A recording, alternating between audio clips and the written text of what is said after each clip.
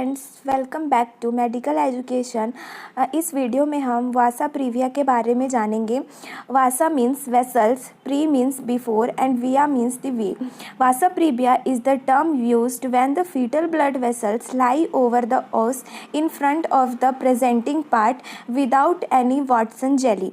जो vasa previa में क्या होता है कि जो फीटल ब्लड वेसल्स होते हैं वो क्या होते हैं, वो लाई ओवर द ओस and in front of the presenting part जो रहता है उसके फ्रंट में प्रेजेंट होते हैं और विदाउट एनी प्रोटेक्शन। जो उसमें वाटसन जेली प्रेजेंट होता है उसके सराउंडिंग लेयर में वाइटिश कलर का, वो उसमें प्रेजेंट नहीं होती है।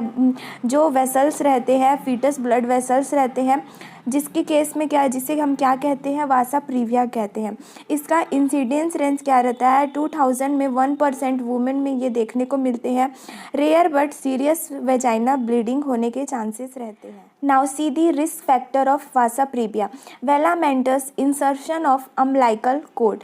Vessels attach the fetal membrane.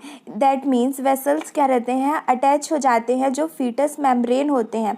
Foetus के जो मेम्ब्रेन होते हैं उसमें वो वेसल्स अटैच हो जाते हैं, जिसकी वजह से उसमें जो वाटसन जेली का कवर रहता है प्रोटेक्शन के लिए वो प्रेजेंट नहीं होता है या उसका डेवलपमेंट नहीं हो पाता है, जिससे कि वेसल्स वासा प्रीविया होने के चांसेस रहते हैं। Multiple lobed placenta. प्लेसेंटा में 1 लोब्स प्रेजेंट रहते हैं, but if the see multiple lobes that lead to the chances of vasa previa. IVF in vitro fertilisation के केस में भी वासा प्रीविया हो सकते हैं।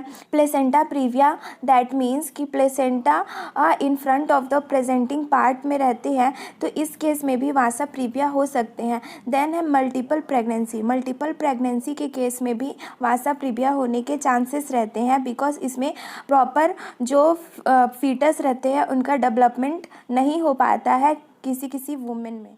Now see the diagnosis or pathophysiology of vasa previa.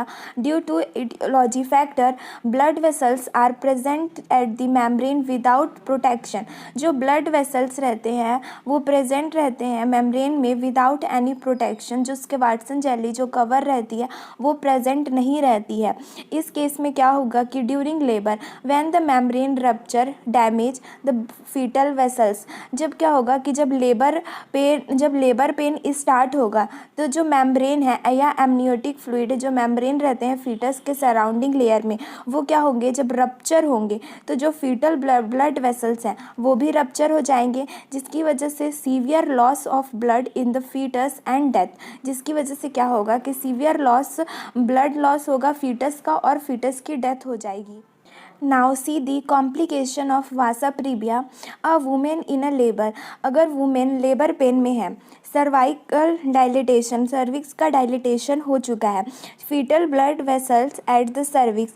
जो fetal blood vessels है वो कहाँ पे है, सर्विक्स के पास है। तो जिससे क्या होगा कि में रप्चर, अगर ये रप्चर हो जाता है तो क्या होगा कि रैपिड ब्लड लॉस होगा, decrease blood supply of the fetus. जब क्या होगा कि ये रप्चर हो जाएगा तो जो ब्लड का सप्लाई है फीटस में वो डिक्रीज हो जाएगा और फीटल में फीटल के डेथ होने के चांसेस बढ़ जाते हैं। इफ़ में कंप्रेस्ड, अगर जो ब्लड वेसल्स है वो कंप्रेस हुआ लेबर पेन के टाइम पे तो क्या होगा, डिक्रीज होगा blood supply of the fetus and decrease fetal heart rate. और फीटल अगर ब्लड सप्लाई प्रॉपर नहीं होगा तो फीटल हार्ट रेट या कार्डियक आउटपुट प्रॉपर सही से नहीं आएगा और इस केस में भी फीटल डेथ हो सकते हैं। Now see the management of vasa previa. It's depend on fetal gestational age, severity of risk, persistence or recurrence of bleeding या pre-assumed causes of bleeding. If pregnancy more than 37 weeks recurrent, delivery is recommended. Delivery recommended क्या होती है, अगर delivery more than 37 weeks है और mode of delivery depend on the status of fetus. If severe bleeding के chances होते हैं तो क्या होता है कि मोड ऑफ डिलीवरी उसके अकॉर्डिंग या तो LSCS करवाते हैं या नॉर्मल वेजाइनल डिलीवरी। अगर लेस ब्लीडिंग होने के चांसेस हैं या फिर जो वेसल्स है वो साइड में प्रेजेंट है, ना कि ओवर द इंटरनल ऑस, तो फिर नॉर्मल वेजाइनल ब्लीडिंग हो सकती है, वरना LSCS प्रीफर करते हैं। एक्सपेक्टेंट केस में क्या होता है, management can be done in select case of maturity. If fetal का किस टाइप का मैच्योरिटी का स्टेटस है फीटस का, या उसके जो वेसल्स हैं उस हिसाब से हम देखते हैं। या steroid therapy of fetal, steroid therapy provide करते हैं जिससे कि लेस ब्लीडिंग होने के चांसेस हों। फिर प्रॉपर फीटल मॉनिटरिंग किया जाता है।